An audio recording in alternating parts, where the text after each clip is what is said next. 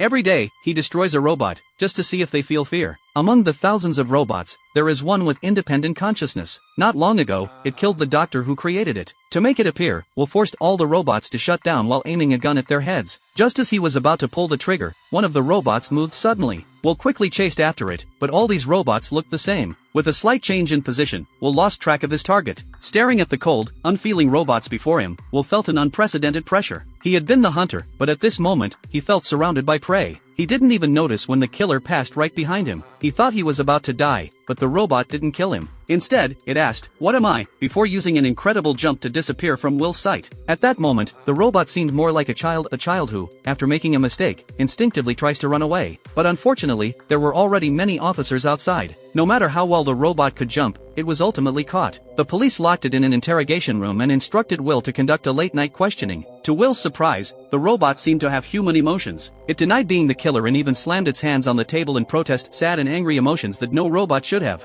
The robot introduced itself as Sonny, saying it had been like a son to the deceased doctor. The doctor had asked him to do something, but before it could finish its sentence, the CEO of the robot company entered the room. He brought official court documents, claiming that Sonny was a defective machine and needed to be immediately destroyed. He even contacted the mayor, issuing a gag order to all police officers. Watching Sonny leave, Will felt a deep sense of frustration. Later that night, he went to the doctor's house and found that a demolition robot had been installed there. The time was set for 8 a.m. the next morning. It seemed someone couldn't wait any longer. Will went straight into the doctor's study and found a notebook in a drawer, hoping to find some clues. But just then, the demolition robot suddenly stood up. It swung its giant steel claws and locked onto Will, staring at him with deadly intent. Wherever Will ran, the robot followed, destroying everything in its path. Thankfully, Will was fast enough to escape with his life. However, it seemed the robot wasn't planning to let him go. On his way back, two trucks suddenly closed in on him, trapping him in between. Realizing something was wrong, Will immediately switched to manual driving mode. The truck doors slowly opened, revealing brand new 5th-generation robots hanging inside. One jumped onto Will's car, punching through the windshield. Will quickly opened fire, hoping to disable it, but soon, more 5th-generation robots began jumping down like crazed animals. They clung tightly to his car, determined to kill him. Will had no choice but to swerve and use the car's spinning momentum to throw the robots off. He then made a daring dash onto the ramp, blocking the pursuing trucks behind him. When everything finally calmed down, Will struggled to climb out of the car. But before he could catch his breath, another robot came at him, its strength incredible, ready to tear him apart with its bare hands. Just in time, the sound of police sirens rang out, saving Will's life. The robot recklessly jumped into the flames, burning itself to ashes.